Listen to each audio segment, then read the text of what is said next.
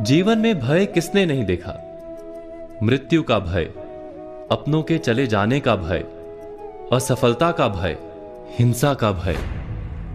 हम जानते हैं कि इस भय या डर के कारण हमारी मति मारी जाती है, बुद्धि चकरा जाती है, हम उचित निर्णय नहीं कर पाते और अंत में जिस बात का डर होता है हम स्वयं उसे सच कर देते हैं।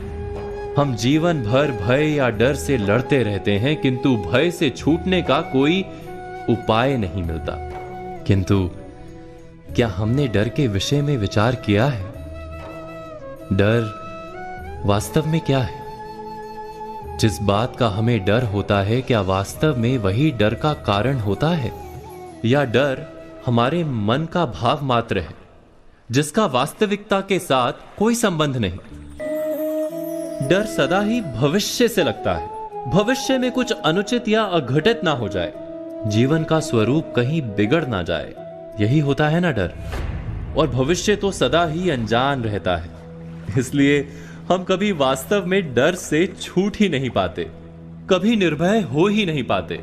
भय हमारे अज्ञान का परिणाम है, क्या ये सच नहीं? गहराई से विचार करने पर हम तुरंत ही जान पाएंगे कि हम जिस अघटित या अनुचित की चिंता में रहते हैं वैसा हमेशा तो होता ही नहीं।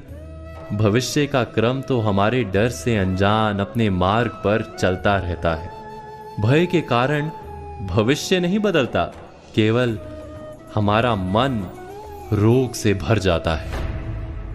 किंतु हमारा मन यदि स्वस्थ रहे, हृदय यदि स्थिर रह पाए, तो हम संकट को पराजित कर सकते हैं और जीने का सुख प्राप्त कर सकते हैं। भयभीत मन सुख मिलने पर भी भोग नहीं सकता। जिस क्षण हमें ज्ञान हो जाता है कि भविष्य पर हमारा अंकुश नहीं किंतु अपने मन पर अवश्य अंकुश है, उसी क्षण हम भय को पराजित करके निर्भय बन सकते हैं। केवल इतना ही ज्ञान आवश्यक है कि भय किसी परिस्थिति का नाम नहीं, हमारी मनस्थिति का नाम है। मन की दृष्टि में परिवर्तन करने से हम निर्भय हो जाते हैं। तो आज की बातों पर विचार कीजिए और आने वाले कल की प्रतीक्षा कीजिए।